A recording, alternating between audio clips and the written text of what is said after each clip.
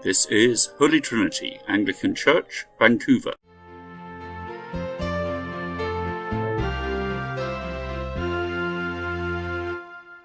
Today's sermon is a tale of three kings, but they may not be the kings you're expecting. Please turn to page 934 in the Church Bibles, where you'll find Matthew chapter 2.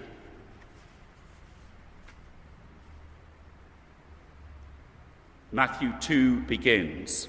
After Jesus was born in Bethlehem in Judea, during the reign of King Herod, Magi from the east came to Jerusalem. Herod is the first king out of the three. He was a Jewish king based in Jerusalem who rules under the authority of the Roman Empire, which was the occupying power in Palestine at the time. The Magi came to Jerusalem, where Herod was, and asked, verse 2, "Where is the one who has been born King of the Jews? We saw his star in the east and have come to worship him." I have done some stupid things in my time. Sometimes they were things that sort of made sense when looked at from one angle, but really didn't make sense when looked at from a better point of view. If you're looking for the King of the Jews, in some ways, Herod's palace in Jerusalem is an obvious door to knock on. Herod was King of the Jews. Yet, what do they appear to be asking? Where is your replacement? We're told that when Herod heard this, he was disturbed. Verse 3. Or there's a translation which describes him as being greatly agitated. I can understand why he would be, looking at it from his point of view. This town ain't big enough for two kings. And all Jerusalem was with him in this because, well, with the local boss greatly agitated, who knows what might happen?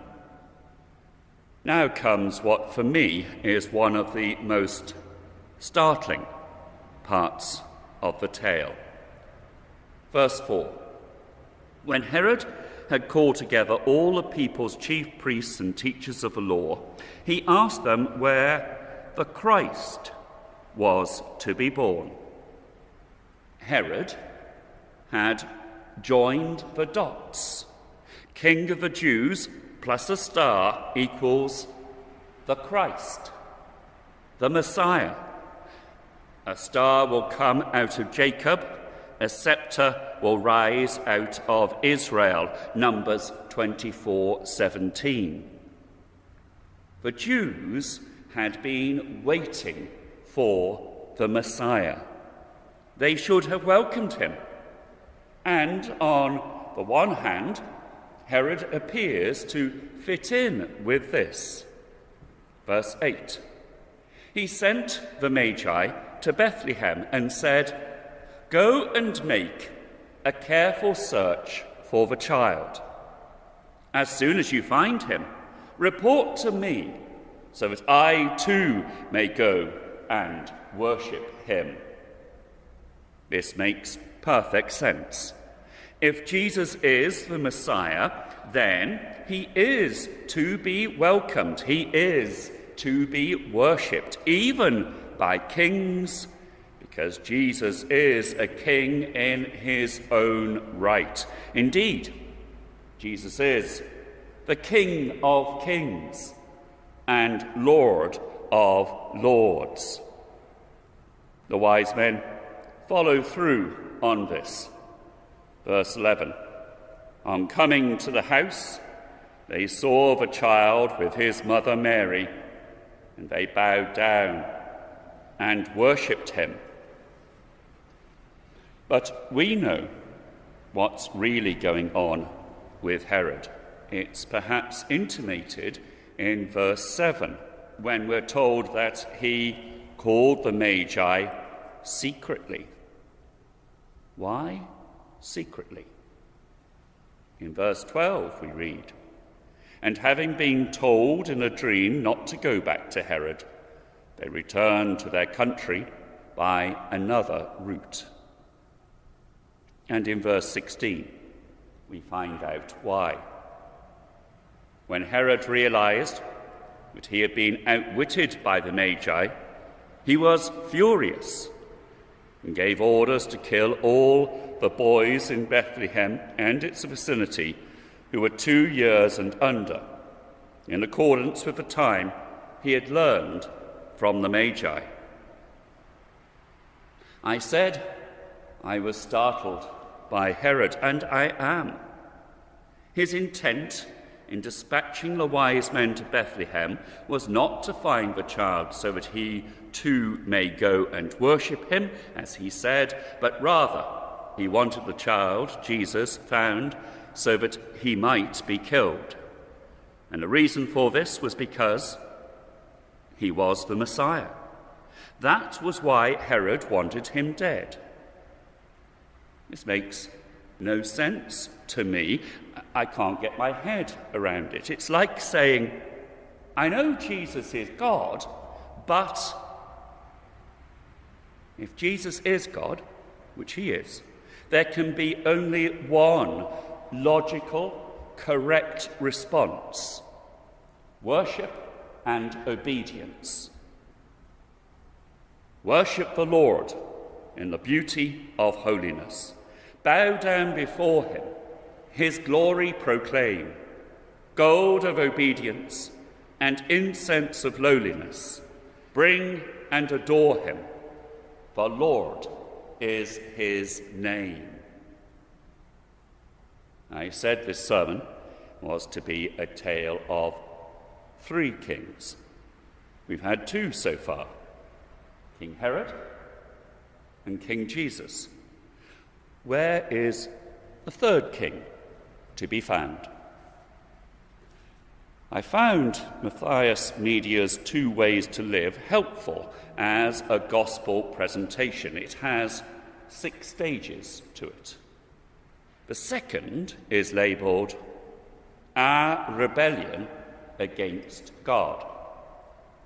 The illustration has a circle representing the world, surmounted by a crown representing God's sovereignty. But the crown is crossed out. That's our rebellion. There's also a representation of a person with a smaller crown over himself. Perhaps this is something we can relate to at this time of year with paper crowns from Christmas crackers.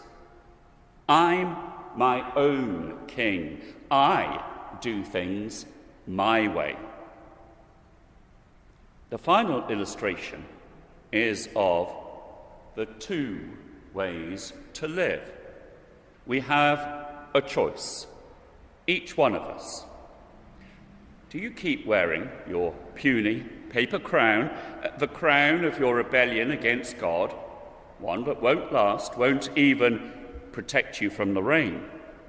Or do you accept the kingship of Jesus? It's a choice that has to be made. It's one or the other. I'm my own king, or Jesus is my king. I submit my life to him. Herod made his choice, and more fool him for doing so. The Magi made their choice, and they were wise in doing so. They bowed down and worshipped Jesus. What of you? Where do you stand before King Jesus? Are you standing or kneeling? John had this vision of how things ultimately will be before Jesus, as recorded in chapter 4 of the book of Revelation. 24 elders fall down before him who sits on the throne and worship him who lives forever and ever. They lay their crowns before the throne and say, "You are worthy, our Lord and God, to receive glory and honour and power, for you created all things, and by your will they were created and have their being." Amen.